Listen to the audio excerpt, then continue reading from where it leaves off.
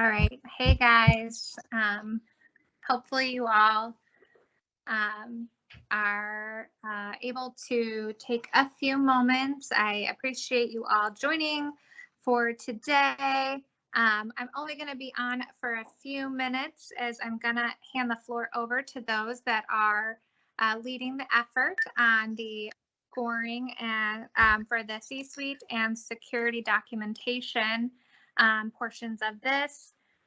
Just so Anne, Laura, and David know, yesterday we had a good amount of people on, so I envision that they will still slowly be joining here throughout this time frame. We did have a handful of questions yesterday come in, so I did tell them to kind of hold and or re-ask to make sure that you all as experts could answer them. But just as a reminder for students, this is being recorded, so if you ask that question again, yes, it's being recorded. Yes, I will post it again for those if any of your teammates couldn't make it, or if any of you do need to drop off early, just know that it will be recorded and posted to the CyberForce YouTube channel and then sent out again this probably tomorrow morning once it goes through its calibration. Otherwise, again, thank you all for joining, and I will hand it over to Anne, Laura, and David. And I'm just really here to make sure that Laura and David are properly acknowledged. We're so glad so many of you are on. We hope that we see some others. The most important thing I have to say before I hand it over to Laura and David to give you kind of a quick overview of key points to pay attention to is pay attention to key points. Read through the materials you've been provided and follow the instructions. We work really hard to make sure that scoring on these two key pieces is consistent and that you are rewarded for your efforts if there are efforts. We appreciate a little humor, but sometimes your humor is not going to be rewarded in the way that you would like it to be. So make sure that you're following those key points and that you're really paying attention to details on these things. So Laura, David, who wants to start? I see you both raising your hands. Doesn't the referee toss the coin? But David, I'm going to toss you under the bus. Okay, that was not a fair coin. Toss it. See, Laura knows. All righty. Now, I'm excited that you're all here and participating today, that all of your teams are participating in the CyberForce competition. I'm David McKinnon. I'm a senior cybersecurity researcher at the Pacific Northwest National Laboratory, and I have participated in the majority of these CyberForce competitions. So we're excited that we have an opportunity to be hybrid with some folks on site and still folks off site, but we're mindful of all that, and we will. We're making sure that the scoring will be balanced and fair across both sets of teams. For your documentation, most of that will be turned in ahead of time anyway, so that is good. One of the key points that we wanted to mention with the documentation that we're doing, both the security documentation, the written documentation, as well as the video, is that this is real life, that I have to prove that I exist, and the way that my manager knows that I exist is by the number of papers that I write, the number of presentations that I give. It's those communication skills, they're soft skills, but they're critical to advancing your career. They're also critical to ensuring the funding that you need to do your job. And so that's why this component exists within CyberForce. And it's an opportunity for you to share what you have done with the judges and all that you have learned there. I I have a quiz question for students. I'm going to keep it lively. So, quiz question for students. This is not the first time I'll ask this. I mean, the last time I'll ask this. Very important in the real world are deadlines. We all have deadlines. What is your on-time deadline for security documentation and for the C-suite video? Post it in the chat.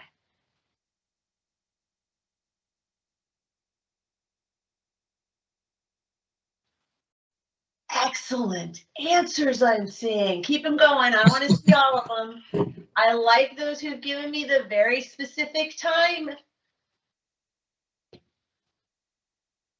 And then I can't keep track of standard time or daylight time, so I like the answers that just say Pacific. And maybe someday we'll get rid of daylight and savings and whatever and just go year round with a given time. But no, that's right. Monday at noon, that's Pacific time. That's our time zone at the Pacific Northwest National Laboratory. The folks in Hawaii, I guess they don't get as much time, but we're looking forward to that. And because we're going to be receiving lots of these documents, then we want to make our lives easier. We've got some standard naming conventions for the files that we expect you to use. That's in the documentation. And there are guidelines that we have given out that are to help you keep track of what we value as being important and what we are going to grade appropriately. So I am going to share my screen just so that I can bring up some of the documents, because we're going to go through these. If you've got questions, feel free to put them in the chat. If I see them, I'll respond to them. And if I don't and Ann sees them, she'll interrupt me. So let's. So I guess I should go back to the beginning. This is your CyberForce competition document, the overview, rules, and scoring. And as we scroll through this, you've got all of the pieces there.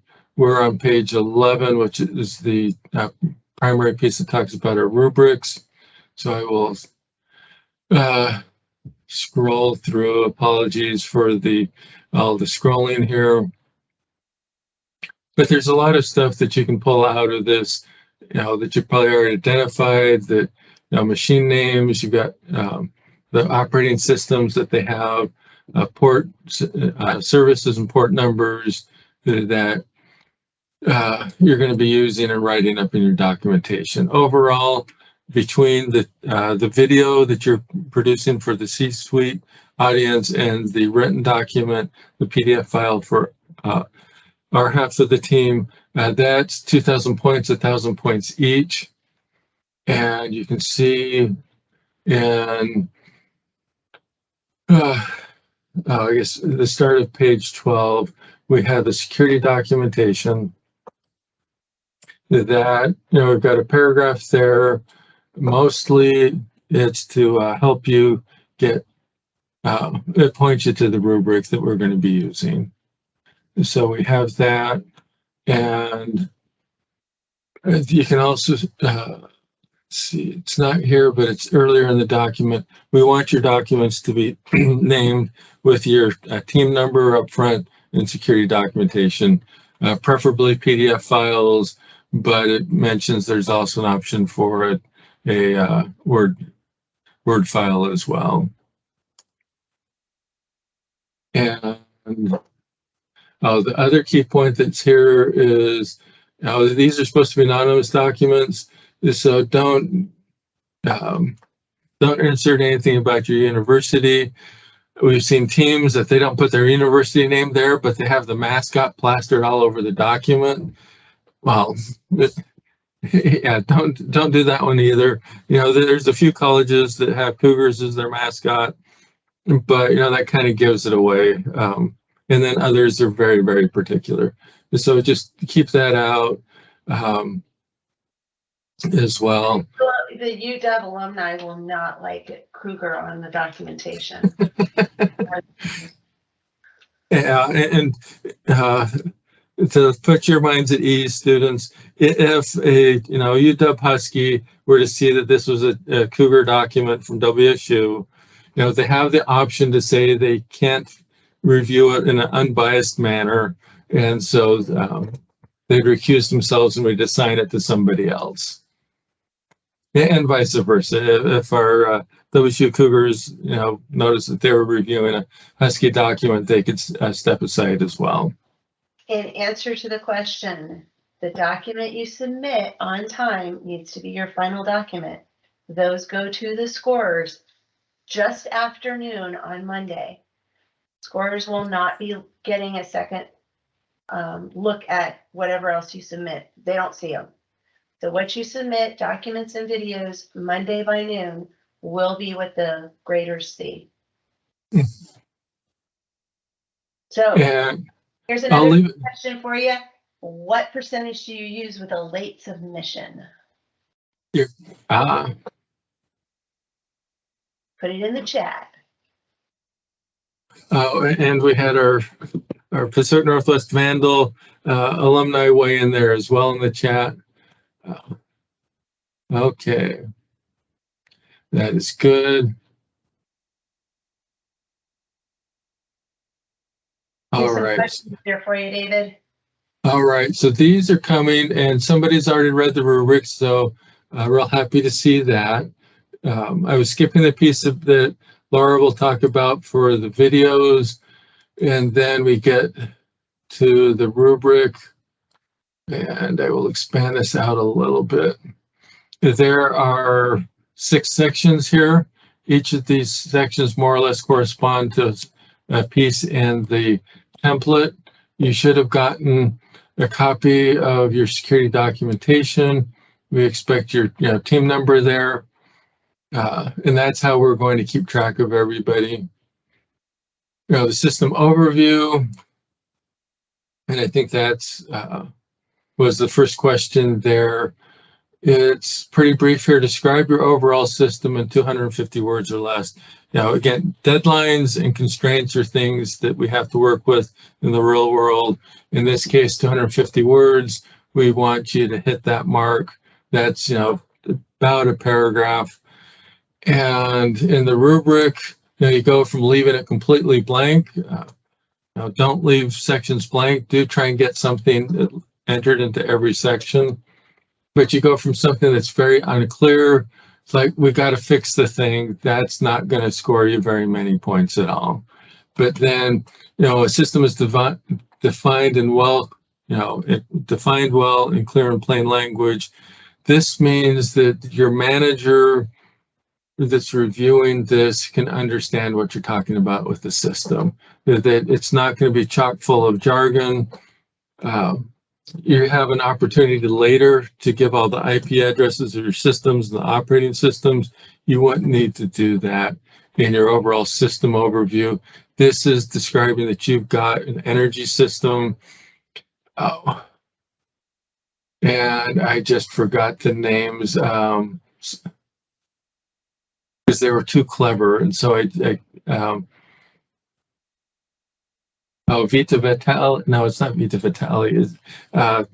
Anyway, you've referenced that you've got a system and that you're also bringing on board a new, you're bringing a new company into the fold. So but that's some of this. If you're wondering what's clear and plain language, if you can give it to your roommate in your college dorm or a study partner in one of your classes and they can read it and they understand it, that's clear and plain language. But the asset inventory is the next section. This is where you get to give all of those details. You have to know what the system is in order to protect it. Here you give the operating system, your IP addresses, the ports. In the rubric, there's might not come through with the highlighting, but you've got asterisks here behind everything that talks about a host in both the asset inventory and in the also the network diagram. Those two pieces of your document should be consistent. We're expecting you to get, if you list a web server in your asset inventory, then there should be a web server on your network diagram as well.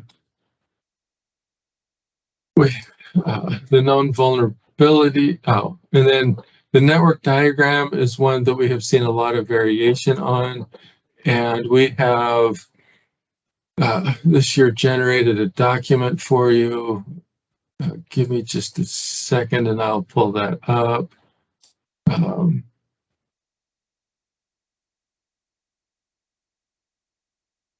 And while he's pulling that up, give me the late submission deadline.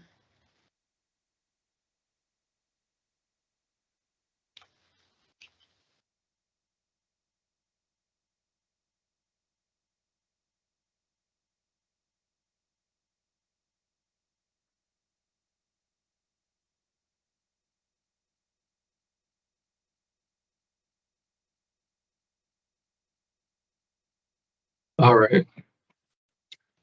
So we've given you a document that shows the 4 different levels. So you can see for the first example, it's just a bunch of computers and the circle. We don't know what you mean by that circle. And it's just poorly defined. Not everything has an IP address listed. Core areas have been omitted. So this is what you see at the low end, and it just we get more detail as we continue to move forward. If you look at the document, you'll see that these have been developed in different tools. We don't care about the tool that you use, we care about the content. And that's why we've also included this one example of, the team just wrote it on the whiteboard, took a picture, and then included it in their document. Those are all valid things that you can do with your system or with your documentation. System vulnerabilities, you're going to list a lot of those. If we go back to the rubric, these are your known vulnerabilities. If you can't come up with more than 10, you haven't been looking very hard. You're clearly in that emerging category. On the high end, there are many more that are out there. We aren't going to tell you exactly how many that are out there, but clearly more than 23. And if you've already started scanning your network and looking at it, you'll see that we have a lot of those. System hardening is the next section. And this is where you've put together the plan where you discussed how you hardened your system, the approaches that you took. And for the rubric, there needs to be 4 key things that you were doing. And that's up to the team's discretion. Some people like to focus on passwords, others focus on the services or patching, training, lots of options. And then the final category that we have is the professionalism and formatting. This is our catch-all to ensure that you are that the document looks good, that it's well written, that the grammar is appropriate, that it's not just all jargon. So those are things that the quick overview for the rubric. And that rubric is how we're going to grade everything. All the scores will live and die based upon what we have written in the rubric. Oh, okay, there's the, let's see, I've missed a few of the messages in chat or questions there. Okay. And one of the key ones that I noticed here is that you're going to turn in your documentation on Monday. You have from Monday until Friday to continue fixing vulnerabilities. So Red Team won't get access to your system until the weekend. So you've got 4 more days to continue locking things down. The things that you lock down won't be in your documentation because you haven't done them yet, but they can be part of your system hardening steps, saying, we'll continue to work on our passwords, or we'll continue to work on this or that. And okay, the documentation template should have been emailed out to the teams. So I'm not sure. I don't know who the team contacts are for you to verify that with, and I'm not sure if it's posted on the main CyberForce page or not. So our understanding, and Amanda will confirm this for us at some point, is that you have access to a folder, a file, a box where you have a lot of resources that would include the template as well as the examples of the network diagrams. It also includes, when you get to hear about the videos, example videos that are annotated to tell you, like, these are things you shouldn't do, some things you should do. So. Yeah, and list all the vulnerabilities, whether they're on your assumed breached infrastructure, or whether they're your traditional VMs that you get a lockdown ahead of time. Yeah.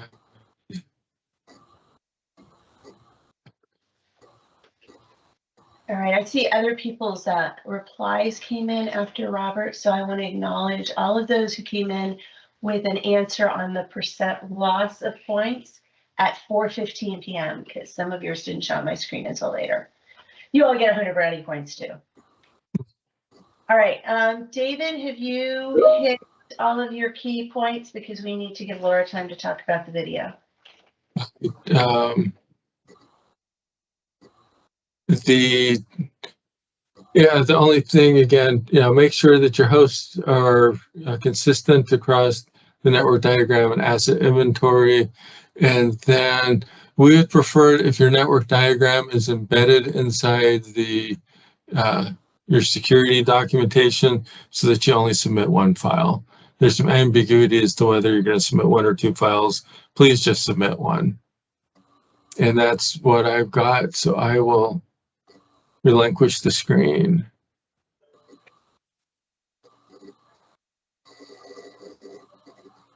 And I saw a question about, do the mentors receive the security document template?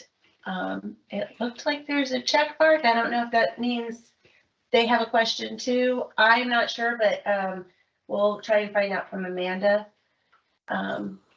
whether that was sent to you all also. Laura, it's all yours. Great, thank you. So I'm Laura Docio. I actually work at Argonne National Lab, 16 years. I'm a principal investigator, and for about a month in October and November, I come over and help a team with the CyberForce competition. So I've been doing that for a number of years, really in the C-suite video component of it. And it's changed a little bit each year. So if you've participated or heard of people participating before, every year we've changed it up just a little bit. So as far as how to be successful in the C-suite, I highly recommend, and Ann had said earlier, is really read the task and the rubric. I know David scrolled past the task piece in the documentation, and I have the rubric here. I'll pull it up in a minute, but read through it and, understand what it is that you're being asked for, and then take a look at the rubric, and you'll see that corresponds pretty nicely to the tasks. There are 2 sample videos that Ann mentioned. They should be available again in that resource folder for you. They are recorded from a previous year's task, so they're not obviously answers for this year, but it does really help you to see what would be graded at the 3-4 level, right, the highest level in the rubric, and what might be down at the 1-2. And they did a great job of putting in these little pop-up annotations that explain kind of what you're supposed to be focusing on in this quarter, why this is great. And so as you take a look, you'll see, for instance, one of them has a really nice, clean background. It's not professional studio background, but it's obviously done in a regular room, but it's clean. And there's another one where there's like dirty clothes behind them. So as simple as that, right? To make something that's professional. So take a look at those. They're just a couple minutes long each. I highly recommend if you start with your documentation and outline all those things that David just got done talking about, you're going to be able to leverage that to go into the panel video. So it's not going to be presented in the same way, and this is really an opportunity for you to think about the skills that you will need in the real world in presenting things to people who aren't technical. It's not sitting around talking with your peers, but having to present something that you know really well or you know in depth that someone else may not. So that's kind of why we keep this in the competition, because it is a completely different skill set, but one that we really feel is important for career development. So the video component, the C-suite piece really gives you a chance to use your imagination a little bit, have a little bit of creativity. So you are supposed to be imagining that the people viewing this, who are going to be the judges, but the people that are watching this video or that you would be presenting to in a meeting are C-suite members. So that's your CEO, your CIO, your CTO, right? All the chiefs. They are your boss's boss's boss. Okay, this is the person that if you get in the elevator with them, you're intimidated to talk to them because they are so far up in the organization. Opportunities to present to those types of people in organizations are typically few and far between. So you really want to take advantage of this 5 minutes that you are going to get in front of them and be prepared and be professional. And that's what they're expecting. You need to remember, this C-suite, they may be very smart. They put a lot of time, usually a lot of years into getting to where they are, but they are not necessarily technical. Or if they were technical, they've been in management for a number of years and aren't anymore. So you need to make sure that you put your presentation at the right level. And again, those two videos do a really nice job of kind of comparing and contrasting what's way too in the weeds and what's kind of right at the right understanding. They understand risk. They know that by setting up these parameters of we have to ingest this new company that in this one day and do it all at once or whatever the situation is, that they've created risk. They may not know exactly what it is or how risky it is or how to mitigate it. And that's what they're asking you to do.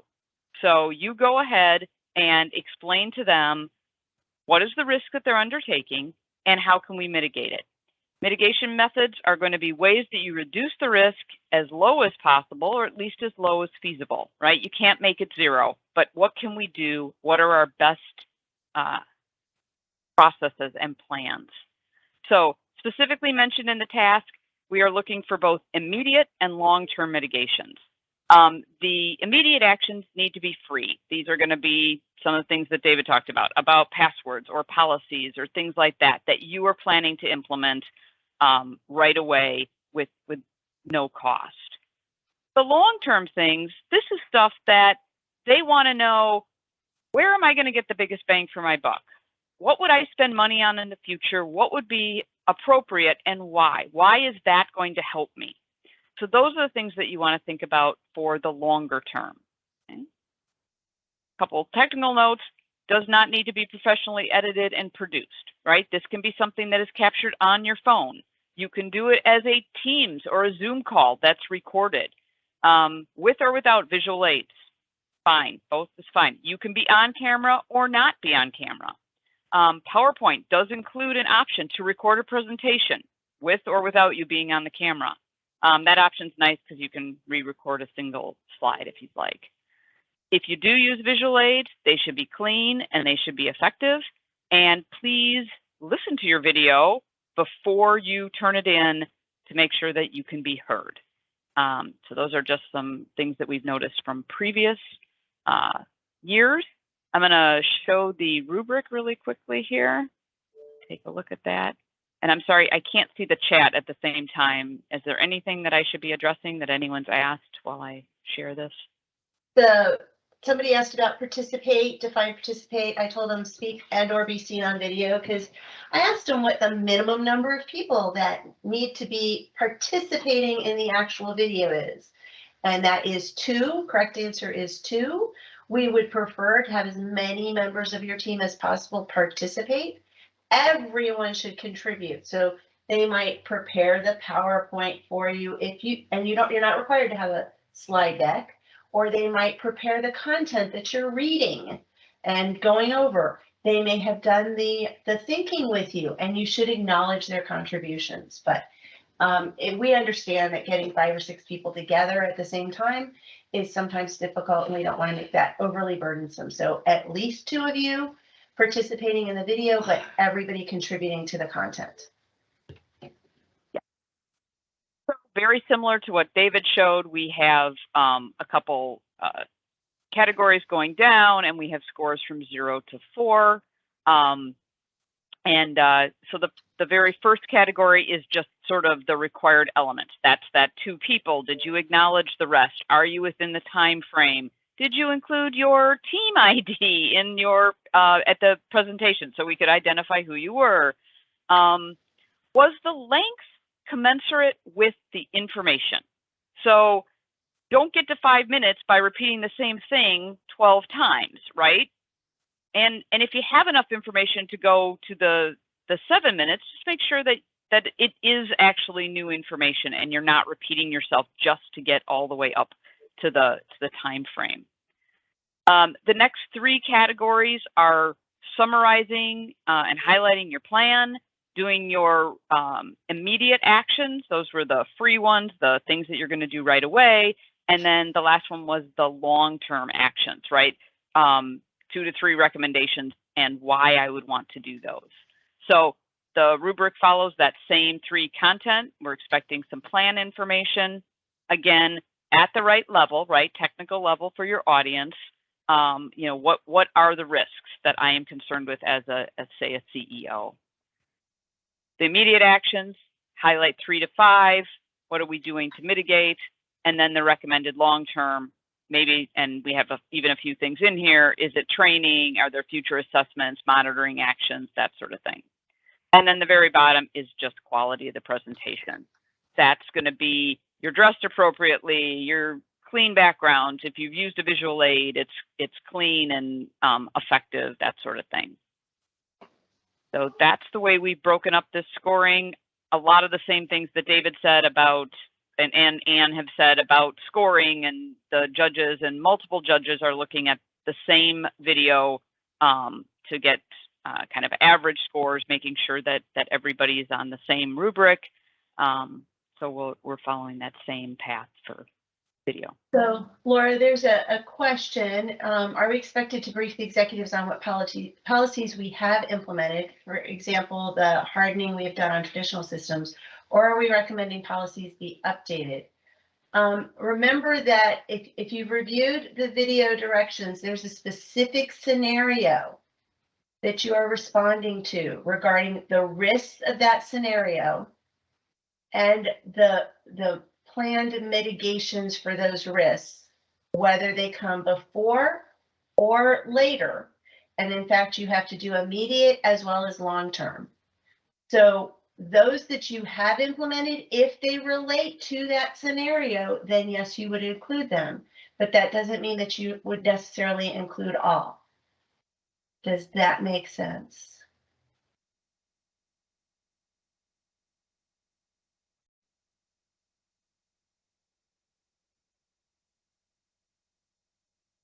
And then I see, would providing a background into our team's real-world professional expertise be beneficial in the video, as long as we aren't disclosing our university association? I would say there is, if you're talking about so-and-so is giving them a role that they're playing, that's fine. Remember, this is fictional. It's irrelevant to us if somebody already has served that role in real life. That's not, the video is fictional, right? You are all playing a role in this scenario. So if you describe, oh, so-and-so is our expert on risks in such and such an area, that would be fine. they're the assigned expert on your team, it doesn't mean that they already have that background, but they're your assigned expert. Does that make sense? If it doesn't, let me know. And then during scanning, we noticed IPs available other than the 10.0 team num.x range. Would we include those in the asset inventory? I think that's for you, David. Oh, I was starting to type up an answer. I don't know if they're supposed to be there or if they're misconfigured or what. So including them won't hurt. Yeah, but you've got your 5 official, plus you get your optional 6th. I don't know what they were setting up for your VPN, whether that's a host or whether that's just part of the cloud instance. It's a good question. If you find it, go ahead and list it.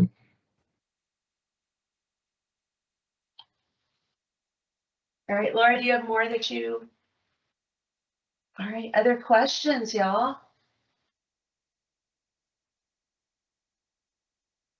And while you're thinking of those questions, first of all, you can be a good collaborator across the board and remind other teams that they get 0 points if they wait until November 3rd to think about their video and security documentation. 0 points. How many points are each one worth? Put it in the chat.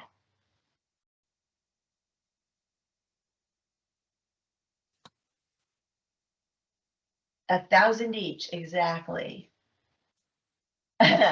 You pronounce Vita Vehiculum, Solzon Solus Energy Solutions, and Sonneberg. That's how I say them. Oh, what's the size of the subsidiary Solzon Solus compared to Vita Vehiculum Company? Well, it's a smaller company. We're not sure how big their network is at this point, though. So we do know they're smaller. And there's a question, is the blue team doing that or does the orange team do that? You mean reminding people of, I'm giving you a heads up, your fellow competitors will love you and it's not going to hurt you as long as you're doing your job, if you remind them. All right, what else? Is security documentation focusing on just the traditional infrastructure should include the assumed breach devices? It should include everything you can see. All right. At the time that you're doing that security documentation, you should include everything, even if it's something you're not supposed to fix yet. And you should include what mitigations you are planning for them. Okay.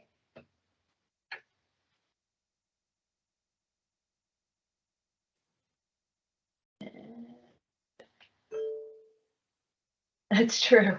Size doesn't always matter. Facebook brought the 13-person team for Instagram for $1 billion. This is so true. Other questions? Other advice from other members of the lead scoring team that are on? You have bunches of them. Well, and to me, the answer on is it a smaller company, larger company, the documentation is silent. If it's critical to how you're going to respond to the C-suite, then make up an answer and be consistent. You know, you can say that they're a 13-person company that's valued at $1 billion, and so the risk of not protecting their system is very, very high. You know, whatever you'd like to do. That's an excellent point, David. You know, when you don't have something and you have to make an, you can say, our understanding is that the acquired company consists of, or is about this size. With that knowledge, and move forward. It says just within our /27, correct? Backslash, excuse me. Yeah, your 27 is what you can control. So ideally, they have sandboxed you so you can't get out of that 27, but I don't know what red team has done. Yes, in the C-suite video, the scenario assumes you haven't seen the network. That's your challenge.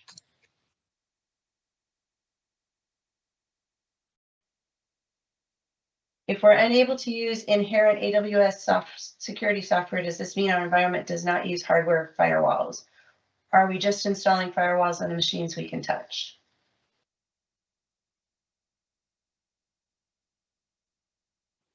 Well, you're in a cloud instance, so I'm not sure how you would get access to physical hardware.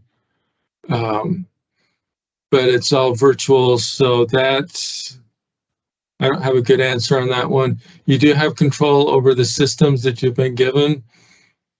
You've been told to leave some of those untouched until Saturday, but the others are fair game. There's limits to how many extra hosts you can have. That's one.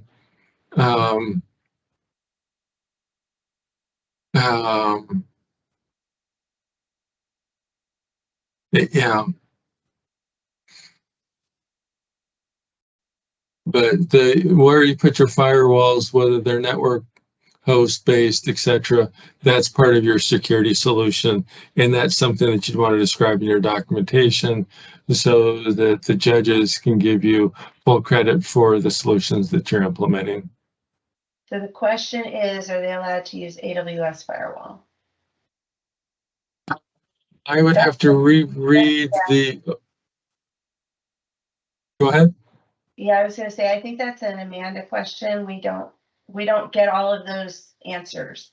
The overview did talk about that there's some of the Amazon services you don't get to use. Yeah. So reread the overview document, and I think James is probably correct that it's no. Yep. Yep. And Alfredo's weighing in there as well. So you're going to roll your own, and you're going to use open source and freeware software.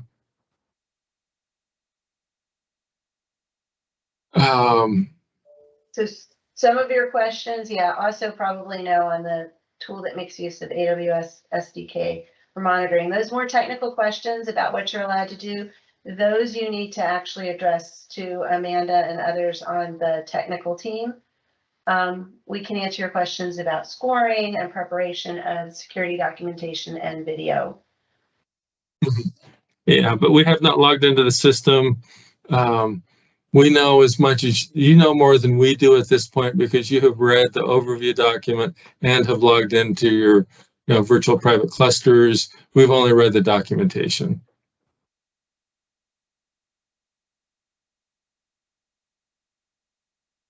And in that sense, that makes us just like management. We can only believe what we've read.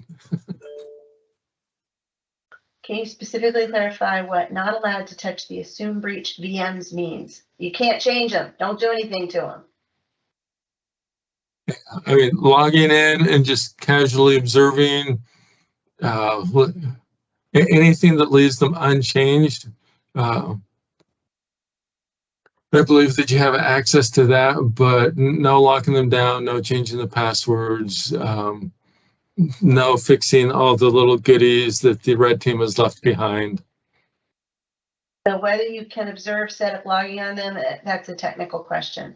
In terms of documentation for scoring, is it a good approach, better to have and not need than the other way around? Yes, within the limitations of what you've been told. So there are sections on the template that give you a limit in terms of words. Please stick with that. We don't want our graders up all night long. They're going to be putting in a lot of long days that week leading up to the competition because all of this needs to be scored before you start. That's why you have to turn them in so early, folks. The logging is going to have to go back to the technical team. To me, if you install logging, you're making a change to the system configuration. But again, the technical team knows what they mean by you can't touch the systems. Thanks. Take a look at yesterday's Fireside YouTube video.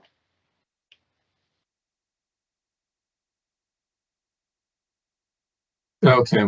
Yeah. And yeah, don't harden the breach machines, but document recommendations on how to do so. So you would say what you're going to do. Mm-hmm. And by the way, when you look at the example videos, recall that the example videos are based on a previous scenario. There's a lot of still consistency in terms of the sort of information you're giving, but it is a previous scenario, so it's not the same information you're going to give, and it asks for different things. So just keep that in mind. It was actually from the year that was individuals rather than from teams, and then we had a team put them together this year, so you'd have some examples. Yeah, last year they had, I think, 7 to 9 VMs that they could use. So that's why the security document or diagram examples have many more machines, different names than this year, different IP addresses. But it's an example to show you the progression. There's the question on the green team website and such. That host should be in your documentation, but whether it's working on the 31st, no, or it has to be ready by the day of competition. The only deadline, the only things for the 31st are the security documentation and the video. We want you to get those done, 1, so we can get them scored, and 2, so that you can then focus on the other aspects. These are things that you would normally do even in real life in preparing and doing these sorts of things. You're making your security documentation in real life so that you can submit that to your CEO so they know what you're working on and doing.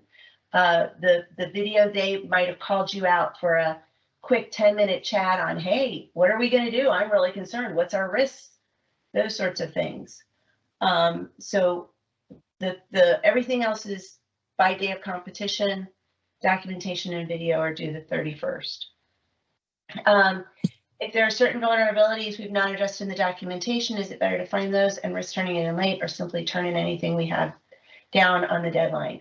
Honestly, in terms of points, you're going to be much better off to do as much as you can and turn that document in by the 31st than to do something late. Yeah, you're going to lose that point loss. You're down to a scoring maximum of 750 points. If you check your rubric, getting named a few points on one element and you've done everything else well, it's going to be way less risk. You're weighing risk again, guys. Yeah, do the math. Mitigating the known vulnerabilities is 25% of the score. If you were waiting for that last 5% of those, you're putting 25% of your score at risk, not 5% of 25%, which is like 1 or 2% of your overall score. So just run the numbers out, turn it in on time. If nothing else, turn it in on Monday so that you can sleep well and enjoy Tuesday. Thank you, Alfredo. I love that one. Do not let perfect be the enemy of good. No. Done, not perfect. It's done, not perfect. It's okay. And the whole, by definition, a 0-day means that's something that somebody couldn't find ahead of time. There's always something that's left undone. Right. Nobody intentionally releases 0 days into the wild. Does one team need to comprise red, blue, and orange team? I'm sorry if I'm not reading. Okay, so let's explain these. Blue team, you students are all blue teams, okay? White team, those are the people doing the technical piece, leading, setting things up. Orange team is your C-suite, so it's the group of people that are listening to your videos and you're reading your documentation and scoring it. Green team, by the way, are actually users of your website who will be scoring that. And of course, red team are the guys trying to break in. Does that clarify that? So you're not splitting your team. You are all just a blue team. We've split up who's giving you scores. And yes, it says blue team gives certain points. That's based on you all making sure that you have, what's the term I'm looking for, David? That your services are up and running. Yeah, well, we've discussed that those are points for the services. That means you're doing your job and keeping services available. that when they ping you, they're able to get you. Yep, service uptime. Thank you, Johnny. I knew somebody could tell what I meant. If Lisa was here, she would have known. I don't think she's on. She's probably hiding from me. All right, other questions y'all have? You got 6 minutes left.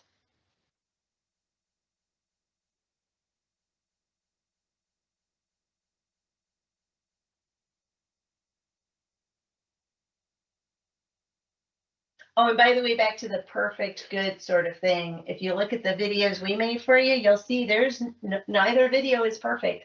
Not in the student part, nor in the me attempting to get you information and our scorers information that would help you understand the rubric better.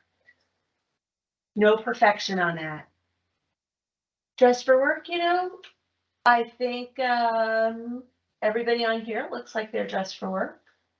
Showing their video. Dressing like a state farm agent always works. I'm even flying a brand here for Professional Society. Now, being in your pajamas and looking all rumpled up and your hair. Oh, man. Yeah, no.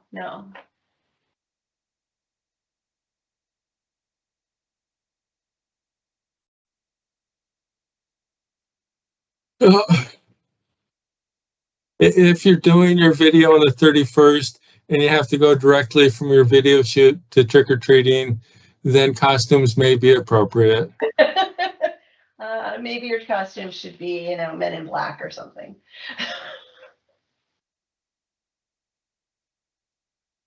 Business casual is appropriate. And this spans the whole nation. So we recognize that business casual in New York City is different than business casual in Southern California. So do your business casual, but whatever it is, it should mean that you've got clean clothes, not something you just pulled out of the hamper. And yes, the companies in the scenario are considered to be US companies.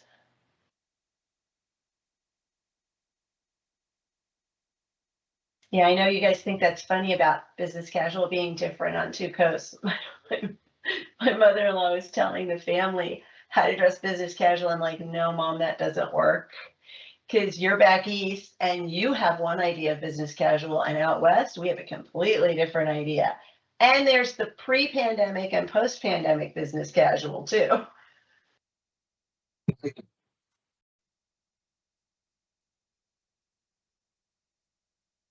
So remember, you always want to dress to impress, but at the right level. So, you know, you're not dressing for the prom. You're dressing like you're going to a job interview. That would be good. You can dress down a notch from that for some of you, because some of you, if you look at the video, you'll see one who is really professionally dressed and others who are business casual in the good video. Okay, that'll give you an idea.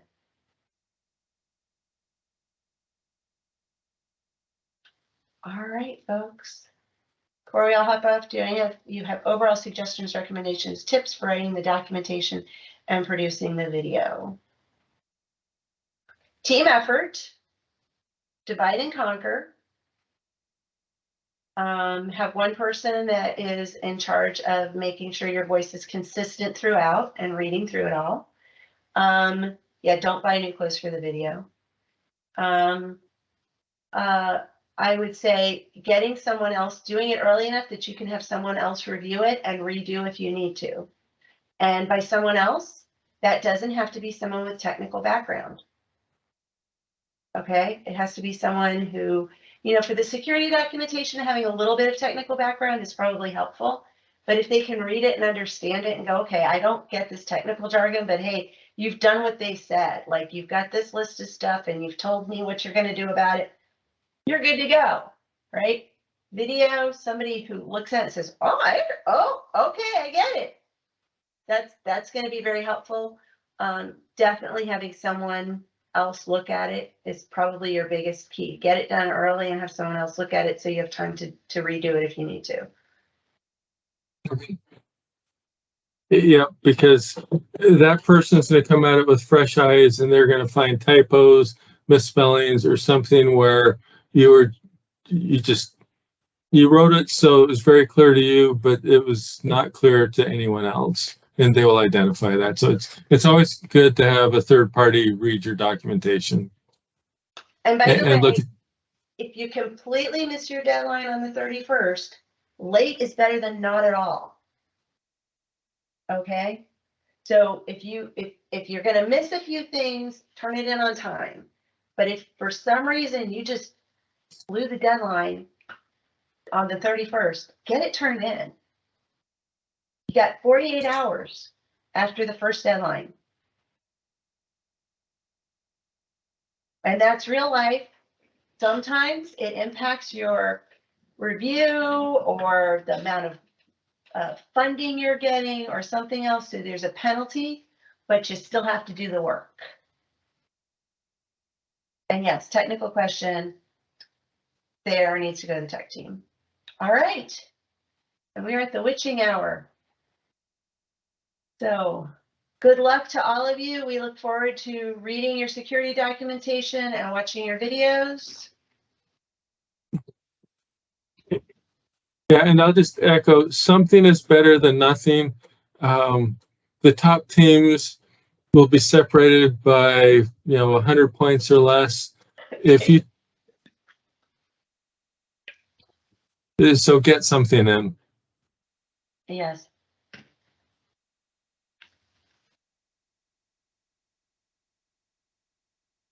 Have a great day, you all, and a great competition. I'll see some of you that are on site. And the rest of you in the interwebs.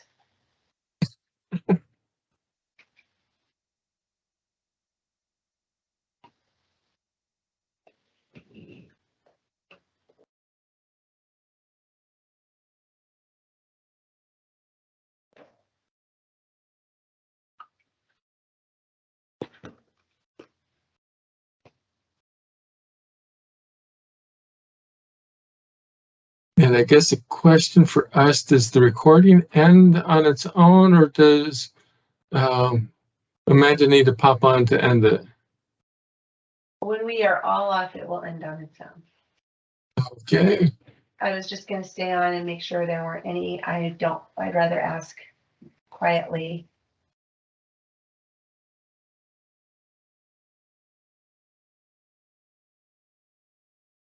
There's 20 people left, or they have already left but kept their computer on.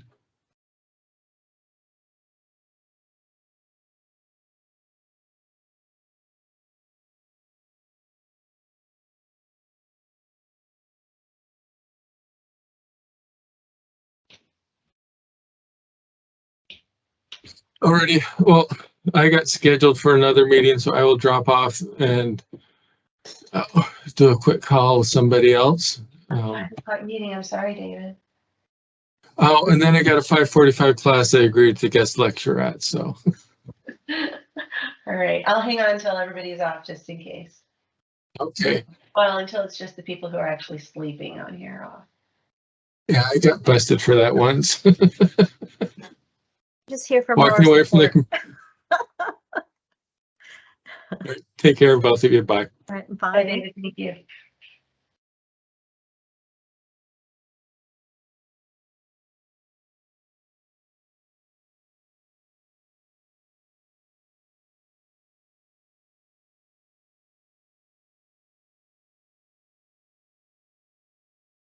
We're down to our last 9-10-ish people.